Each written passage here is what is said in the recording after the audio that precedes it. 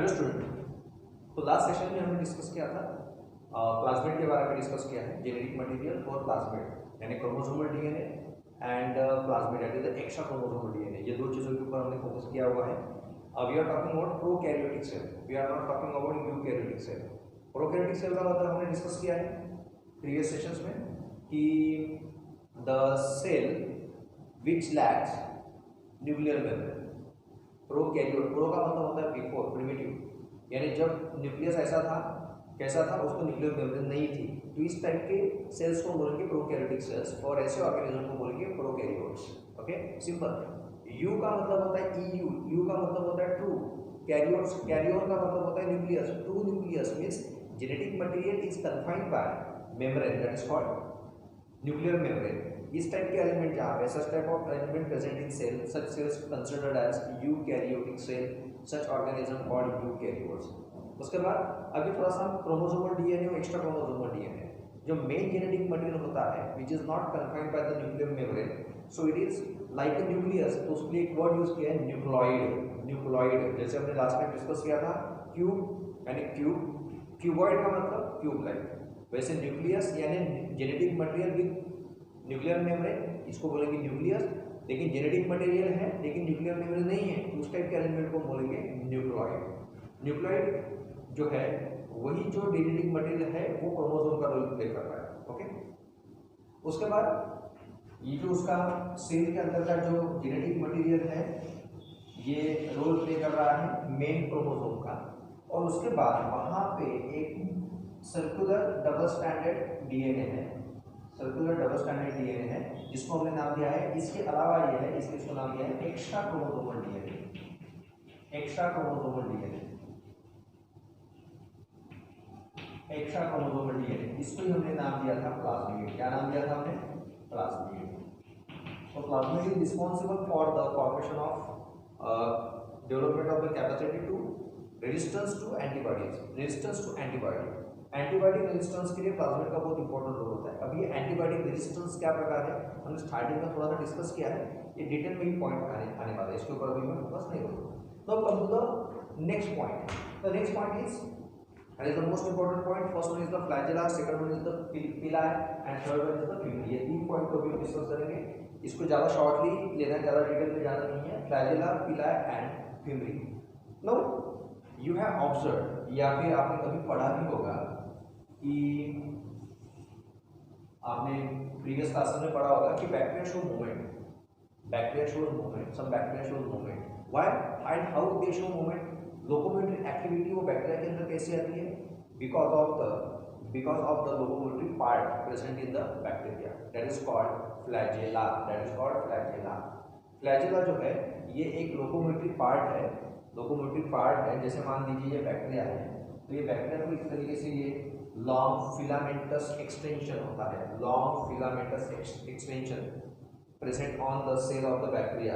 Okay, bacteria is prokaryotic cell, bacteria is eukaryotic cell. Okay, उसके ऊपर ये long filamentous structure होती है, इसको हम बोलते हैं flagella. Okay, thin filamentous extension from the cell wall. Okay, it is the free thin filamentous extension from the cell wall. मान लीजिए कि ये सेल है, अभी इसको मैं कंसिडर, इसको मैं ये शो नहीं करूंगा कि ये सेल वॉल है कि सेल मेम्ब्रेन है। एक बैक्टीरिया ड्रॉ किया है, उसके ऊपर मैंने ये long tail like extension draw किया हुआ है। Okay, now this flagella, the number of flagella and arrangement of flagella is vary according to the bacteria. Bacteria के टाइप के हिसाब से range of number and arrangement it vary. Range of number यानी bacteria के अंदर अलग अलग type के बैक्टीरिया में फ्लैजेला के नंबर और फ्लैजेला की अरेंजमेंट अलग अलग होती है। ओके, डिटेल में ज़्यादा जाएंगे नहीं।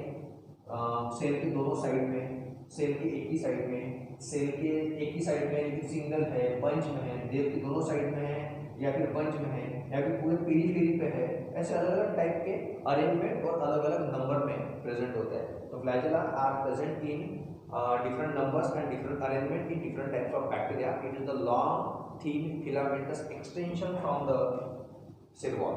Next point पे आते हैं। This flagella consists of three parts. The flagella consists of three parts. ये डायग्राम को मैंने यहाँ पे ड्रॉ किया हुआ है। The first one is the filament. First one is the filament. It is the large extension part of the flagella, second part is the hook and third part is the basal body. तो यहाँ पे लिखा हुआ है first part is the filament, second part is the hook and third part is the basal body. इसको समझने की कोशिश कीजिए, सिंपल कंसेप्ट है, इसको हम समझेंगे डिटेल में कैसे। अभी जो तीन पार्ट है फिलामेंट, हुक और basal body, that filament is the long extended part of the flagella, long extended part. अभी आपको ये जो दिख रहा है ना, ये पूरा, ये जो पूरा है ये एक्चुअली फिलामेंट है। ये जो हुक और बेसल बॉडी वाला जो पार्ट है ये यहाँ पे इतने पोर्शन में ही होता है। हुक और बेसल बॉडी वाला जो पार्ट है यहाँ पे इतने पोर्शन में होता है, बाकी आपको जो पूरा दिख रहा है ना ये पूरा का पूरा क्या है, ये पूरा का पूरा फिलामेंट है। जैसे मान लीजिए, मैं आपको एक एग्जांपल देता हूँ। जैसे मान लीजिए कि कोई जैसे फैन घूम रहा है, फैन है, ओके, फैन है, या फिर मान लीजिए कि कोई मूर्ति के पीछे हम ऐसा चक्र वगैरह लगाते हैं, ओके, वो पकड़ लीजिए, वो ज़्यादा अच्छे से समझ में आएगा। मूर्ति के पीछे कोई चक्र लगा है, अभी मान लीजिए वो चक्र घूम रहा है, उसके पीछे जो चक्र लगाया हुआ है वो घूम रहा है, ओके, वो हमें दिख रहा है। लेकिन जिस आधार पे जो रॉड है, वो रॉड जो है वो घूम रहा है, तो रॉड एक मशीन को अटैच है, और वो मशीन जो है जो वहाँ पे जो रोटर होता है, क्या बोलते हैं उसको, तो उसके अंदर जो मशीन है, मशीन में रॉड फिट है, तो रॉड बाहर नहीं निकलता। क्यों नहीं निकलता? क्योंकि मान लीजिए वो बेसल बॉडी वाला पार्ट है, वो बेसल बॉडी वाला पार्ट है जो मशीन के अंदर घूम रहा है, ऐसा समझते हैं। देखिए मैं यहाँ पे ऐसे ड्रॉ कर रहा हूँ,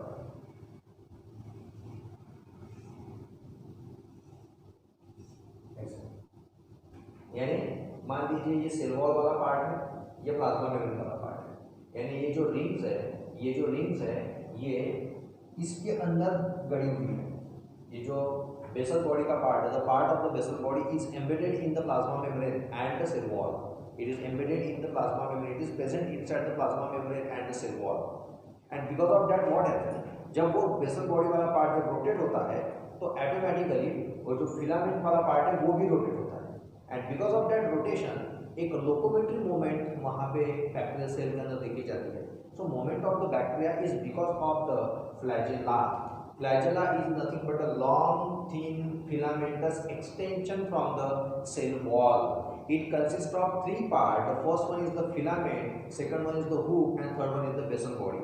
अलग अलग किताबों में अलग अलग एक्सप्लेनेशन है, लेकिन कंसेप्ट वही है। Okay, now filament is the thin extension which is looking outside the cell, and the hook and the basal body especially, basal body is present in the cell. Now that basal body consists of two rings. इसको बोलेंगे internal ring, इसको बोलेंगे outer ring. If you take example of gram negative bacteria, it is gram negative bacteria. अभी थोड़ा सा मैं detail में जा रहा हूँ, किताब में नहीं है लेकिन समझो. ग्राम नेगेटिव बैक्टीरिया में जो बेसल बॉडी की अरेंजमेंट होती है उसमें ये इनर रिंग और ये आउटर रिंग ऐसे दो रिंग्स. और वही हम ग्राम पॉजिटिव बैक्टीरिया की बात करते हैं, वहां पे भी होती है, लेकिन यहाँ पे पेयर में नहीं होती, यहाँ पे सिंगल होती है. यहाँ पे ये इनर रिंग और यहाँ पे ये आउटर रिंग, ये आउटर रिंग, ये इनर रिंग. यहाँ पे ये दो पेयर में है, ये दो रिंग्स पेयर में है, इसको बोलेंगे इनर रिंग, इसको बोलेंगे outer ring. Now this inner ring is present inside the plasma membrane and outer ring is present inside the cell wall. देखिए मैंने यहाँ पे सेंटेंस डाला हुआ है, आप देख सकते हैं सेंटेंस को. Flagella inserted in cell wall and cell membrane, okay, and inner ring is present in the plasma membrane. Inner ring present in the plasma membrane and outer ring present in the peptidoglycan membrane, that is nothing but the cell wall. Peptidoglycan, cell wall is made up of peptidoglycan. Okay, तो ये जो outer ring है, if you take example of the gram-negative bacteria, it is cell wall, and this is our inner ring. It is present in the plasma membrane. Okay, it is present in the plasma membrane. Cell wall के अंदर ये है, plasma membrane के अंदर है. जब ये rotate होता है because of the rotation of the basal body and hook, because of the rotation of the basal body filament rotate होता है, and because of the hook what happen, it gives 360 degree angle, उसको पूरा 360 degree का angle देता है. समझ में आ रहा है? एंड इसका मतलब वो किस तरीके से मूवमेंट कर रहा है आपको, it rotate by 360 degree because of the basal body and the hook. They permit they permit the rotation of 360 degree. देखिए सिंपल कंसेप्ट है, यहाँ पे ये मान लीजिए हुक जो है, मान लीजिए कि स्प्रिंग जैसा अरेंजमेंट है, स्प्रिंग जैसा अरेंजमेंट है, वेसल बॉडी उसको घुमा रहा है और हुक जो है वो स्प्रिंग जैसा अरेंजमेंट है, and because of that what happen, filament जो है पूरी 360 डिग्री से रोटेट हो रहा है, 360 डिग्री से रोटेट हो रहा है। ऐसा अनड्यूलेटिंग मोमेंट नहीं है, जैसे ऐसा ऐसा ऐसा ऐसा लहरे लहरे जैसा नहीं है, 360 डिग्री मूवमेंट वहाँ है। ये पॉइंट क्लियर हुआ? Okay, this is about gram negative bacteria. Same thing happen with the gram positive bacteria. सिर्फ इतना ही है कि यहाँ पे ये जो है ये प्लाज्मा मेम्ब्रेन रहेगा, यहाँ पे ये जो है ये सेल वॉल रहेगा, यहाँ से ये पूरा अंदर प्लाज्मा मेम्ब्रेन, ये प्लाज्मा मेम्ब्रेन के अंदर है और ये सेल वॉल के अंदर है, नीचे पूरा साइटोप्लाज्म, ऐसा समझिए। ये पॉइंट क्लियर हो गया? इसको एक बार आप अच्छे से सोचिए, फिर आपको समझ में आता है। Now come to the point of pili. Pili क्या होता है? ये पिलाय क्या होता है? ओके, यहाँ पे मैं कुछ चीजें ड्रॉ करता हूँ, ध्यान दीजिए।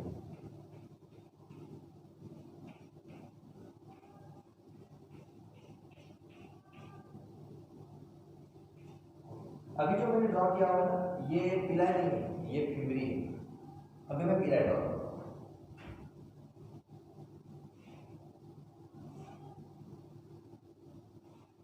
Okay, these are पिलाय, singular is pillars. ये जो है इनको बोलेंगे फिब्री, बहुत सारे हैं फिब्री, सिंगुलर तो फिम्रा, बहुत सारे हैं फिब्री। अभी pili and fimbriae not involve in the process of movement, it is not showing any role in the motility of bacteria. Movement में उसका कोई इन्वॉल्वमेंट नहीं है, मोटिलिटी में उसका कोई इन्वॉल्वमेंट नहीं है। ओके, कुछ किताबों में अलग लिखा है, लेकिन हम एनसीईआरटी को फॉलो कर रहे हैं। Flagella involve in the show the role in motility, it is involved in the movement of the cell. Pili and fibri not involved in the motility, वो motility में involvement show नहीं करते। Now pili are few in number, pili जो है ये few in number है। Okay, and second point they are longer than fibri, वो fibri से थोड़े longer है। मैं जैसे डायग्राम ड्रॉ कर रहा हूँ जैसा लिखा है वैसे के वैसे नोट्स बना लें।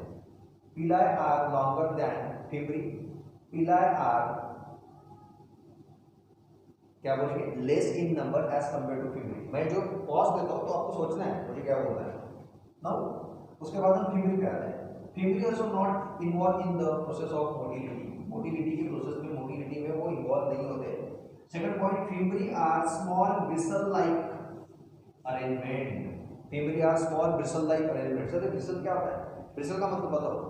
अपना जो टूथब्रश होता है, टूथब्रश या फिर पॉलिश करने वाला जो ब्रश होता है, उसको जो छोटे छोटे हेयर्स होते हैं वो हेयर्स को हम क्या बोलते हैं मालूम है? ब्रिसल्स बोलते हैं, उसको बोलते हैं ब्रिसल्स। वैसे ही ब्रिसल्स लाइक होता है। सर आपने तो ब्रिसल्स तो इतने कम नहीं रहते, तो ठीक है दिखा दो, अपने पास उतना समय नहीं रहता, इसलिए हम ब्रिसल्स ज़्यादा दिखा नहीं सकते यहाँ पे। ओके, ये बात हमेशा ध्यान में रखना। It is just representation, diagrammatic representation है, समझाने के लिए, समझने के लिए। तो it is bristle like arrangement, they are more in number, they are more in number. Now what is the role of pilus and what is the role of fibri? अभी यहाँ पे बहुत सारे हैं, तो role of fimbriae is for the clinging to the different parts of the substances या different part of the, या फिर clinging to the different things, अलग अलग चीजों को क्लिंग होने के लिए। It is this fimbriae helps the bacteria cling to the, for example rocks को क्लिंग करने के लिए, चिपकने के लिए, या फिर attachment to the our tissues, हमारे बॉडी की जो टिश्यू है उसको अटैच होने के लिए ये फिब्री का रोल होता है खतरनाक चीज। What is the role of pili? In some bacteria pili is present as sex pili, in some bacteria pili is present as sex pili and they transfer their genetic material to the next bacteria by the process called conjugation, and because of that ये जो conjugation वाला part है जब होता है, तो वही जो हमने बात की थी प्लाज्मिड में, कि प्लाज्मिड के कारण एंटीबायोटिक रेजिस्टेंस डेवलप होता है। तो ये एंटीबायोटिक रेजिस्टेंस डेवलप कैसे होता है? It is true because of that sex पिलाई, ये सेक्स पिलाई के कारण होता है। मैं आपको एक एग्जांपल बताता हूँ, एक डायग्राम ड्रॉ करके बताता हूँ। मान लीजिए ये एक बैक्टीरिया है, ओके, ये एक बैक्टीरिया है और इसको ये जो पिलस है ना, ये पिलस ड्रॉ करता हूँ। मान लीजिए ये उसका पिलस है, ऐसे क्यों ड्रॉ किया सर? अभी समझाने के लिए तो मुझे थोड़ा बड़ा दिखाना पड़ेगा। ये पिलस है, अभी ये पिलस जो है ये सेक्स पिलस का रोल प्ले करता है। और ये कॉन्जुगेशन के प्रोसेस में इन्वॉल्व होने यानी क्या कर रहा है, conjugation is the process in which genetic material is transferred from one bacteria to another bacteria through pili. अगर वो पिलाई के थ्रू, अगर वो पिलस के थ्रू अगर वो ट्रांसफर हो रहा है कोई जेनेटिक मटेरियल एक बैक्टीरिया से दूसरे बैक्टीरिया में, तो उसको हम बोलते हैं कॉन्जुगेशन। अभी ये बैक्टीरिया है, ओके, इसके पास एक एक्स्ट्रा क्रोमोसोमल डीएनए है। अभी मैं उसका मेन डीएनए नहीं निकालूंगा, इसे एक्स्ट्रा क्रोमोसोमल डीएनए शो करता हूं। नाउ अभी मान लीजिए ये बैक्टीरिया जो है ना, ये एंटीबायोटिक रेजिस्टेंट बैक्टीरिया है। मैं आपको एंटीबायोटिक रेजिस्टेंस कैसे होता है वो शॉर्टली बता रहा हूँ। ये एंटीबायोटिक रेजिस्टेंट बैक्टीरिया, ये क्या करता है, दूसरे बैक्टीरिया के अंदर एंटीबायोटिक रेजिस्टेंस क्रिएट करता है। जैसे मान लीजिए कोई बंदा है, उसको कोई आदत है, मान लीजिए उसको आदत है कुछ तो भी गंदी आदत है जो नहीं होनी चाहिए, वो क्या करता है मालूम है, अपने दोस्त को भी वैसा बनाने की कोशिश करता है। उसकी आदत होती है कि उसको लगता है मेरे लिए कोई भी दोस्त हो ना, तो अपने दोस्त को भी बोलता है ले सिगरेट पी वगैरह, वो सिगरेट पी रहा होगा तो दोस्त को भी बोलता है सिगरेट पी। इसका मतलब इसके अंदर एंटीबायोटिक रेजिस्टेंस डेवलप हो चुका है। फिर ये क्या करता है, दूसरे बैक्टीरिया के अंदर, बैक्टीरियम के अंदर एंटीबायोटिक रेजिस्टेंस क्रिएट करता है। तो क्या करता है, ये जो एक्स्ट्रा क्रोमोसोमल डीएनए है उसका डुप्लीकेशन करता है, डबलिंग करता है। उसका डबलिंग करने के बाद फिर ये जो पिलस होती है, ये पिलस जो है फिर दूसरे बैक्टीरिया के सेल, बैक्टीरियम के सेल्स को जाकर अटैच करते हैं और ये जो प्लाज्मिड है इसके बॉडी में, इसके सेल के अंदर ट्रांसफर करता है, क्योंकि उसकी सिंगल सेल उसकी कंप्लीट बॉडी है, उसके सेल में ट्रांसफर कर देता है और बाद में फिर ये जो प्लाज्मिड है ये अपने नॉर्मल हो जाता है। अभी ये तो एंटीबायोटिक रेजिस्टेंट है ही, लेकिन जो नॉर्मल बैक्टीरिया थे वो भी एंटीबायोटिक रेजिस्टेंट हो गए। ये रोल होता है पिलाई का, ये उसको हेल्प करते हैं। Okay, in some bacteria it plays the role of sex pili and involved in the process of conjugation. Conjugation का मतलब होता है transfer of genetic material from one bacterium cell to another bacterium cell through pili. Now in some book it is written that this pili also involved in attachment of the bacterial cell to tissues या फिर any other object, कोई भी tissues के ऊपर उसको attach होने के लिए हेल्प करता है, लेकिन हमारे एनसीईआरटी में मेंशन नहीं किया है, इसलिए हमने उसको वहाँ पे लिया है। लेकिन इसलिए मैंने ये सेंटेंस डाला है, some bacteria have sex pili। ये बहुत इंपॉर्टेंट पॉइंट है। Okay, they are longer, they are fewer, ये बहुत इंपॉर्टेंट है, fewer in number, they are longer than human, और ये कंपैरेटिव पॉइंट ज़्यादा इंपॉर्टेंट है। Next to the point of totipotency, ये पॉइंट को थोड़ा सा 2 मिनट में डिस्कस कर लेते हैं। टोटिपोटेंसी का पार्ट मैंने जानबूझ के यूकैरियोटिक सेल शुरू होने के पहले डाला हुआ, इसका कारण है। सबसे पहले हम देख लेते हैं टोटिपोटेंसी क्या है। देखिए, हमने एक कंसेप्ट पढ़ा था सेल थ्योरी का। सेल थ्योरी में हमने क्या पढ़ा हुआ है, स्लाइडेन और श्वान, उन्होंने एक थ्योरी को बताया था, तो थ्योरी के बारे में डिस्कस किया हुआ है। उसमें एक स्टेटमेंट आया था, cell having the ability to divide new cell originated from pre existing cell. Okay, now अगर कोई भी नई सेल प्री एग्जिस्टिंग सेल से आई है, इसके अंदर डिवीजन होने की एबिलिटी है।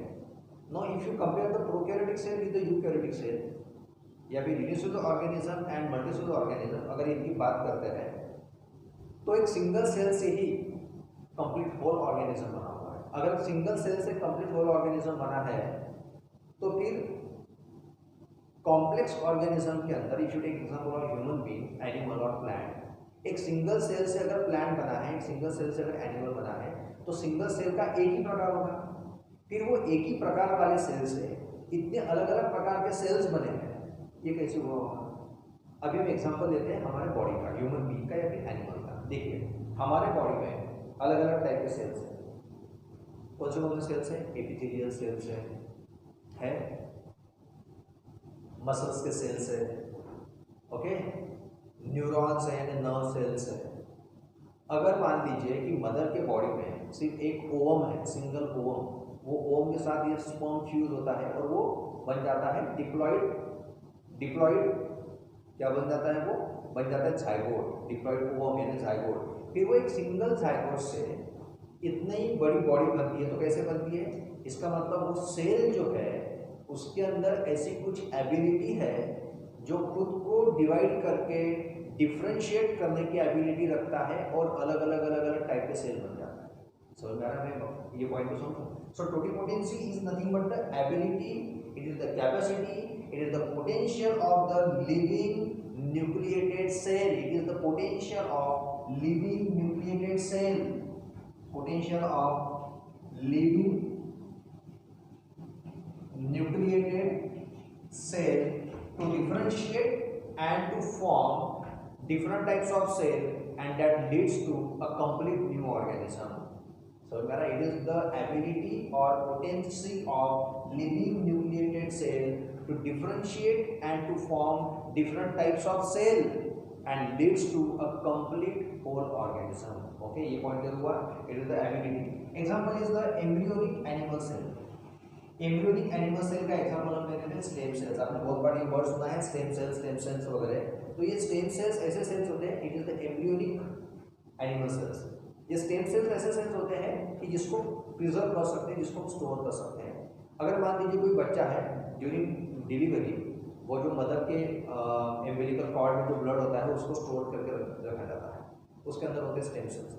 ये जो स्टेम सेल्स होते हैं, ये स्टेम सेल्स को हम प्रिजर्व अगर करते हैं और कुछ सालों बाद बच्चे के अंदर 1 साल बाद, 2 साल बाद, 5 साल बाद जब भी अगर उसको कुछ बॉडी में प्रॉब्लम आता है, with the help of that stem cells we can solve the problem. उसके बॉडी में जो भी प्रॉब्लम है, उसको ब्लड कैंसर है तो हम उससे ब्लड बना के ब्लड रिप्लेसमेंट थेरेपी वगैरह जो है, it is the stem cells by which we can develop different types of parts of the body. ये स्टेम सेल्स क्या है, जब ये पता चला होगा कि ऐसे हमारे बॉडी में है, इतनी बड़ी बात है. देखिए सोचना पड़ता है. टोटिपोटेंसी यानी सिंपल एक ओवम से इतनी बड़ी बॉडी बनती है. इसका मतलब एक सेल से डिवीजन होकर डिफरेंशिएशन होकर अलग अलग सेल बने, और वो अलग अलग सेल से टिश्यूज बने, और टिश्यूज से ऑर्गन बने, और ऑर्गन से कंप्लीट बॉडी बने, अलग लेवल बने. It means that sales having the ability of totipotency. Having the ability of totipotency. ये प्लांट में भी होता है, ये एनिमल में भी होता है. ओके, तो यूकैरियोटिक सेल में बहुत इंपॉर्टेंट पॉइंट यहाँ पे यही है कि यूकैरियोटिक सेल में इंपॉर्टेंट पॉइंट यहाँ पे अभी हम ये देखेंगे कि कॉम्प्लेक्स ऑर्गेनिज्म की अगर बात करते हैं, ऑब्वियसली यूकैरियोटिक सेल जो है वो यूनिसेलुलर भी हो सकते हैं, ऑब्वियसली आपके दिमाग में आया होगा. लेकिन प्लांट्स और एनिमल की अगर हम जब बात करते हैं तो वहाँ पे यूनिसेलुलर और मल्टीसेलुलर दोनों ऑर्गेनिज्म की बात करते हैं. जब हम मल्टीसेलुलर की बात करते हैं तो सेल का डिवीजन होकर वो अलग अलग टाइप के सेल बनते हैं. ये पॉइंट को फोकस करना पड़ता है, उस एबिलिटी को बोला जाता है टोटिपोटेंसी. ओके, तो आगे बढ़ते हैं, थोड़ा सा यूकैरियोटिक सेल की तरफ जाते हैं. यूकैरियोटिक सेल की तरफ जाते हैं. ओके, आप थोड़ा सा इसको देख लीजिए.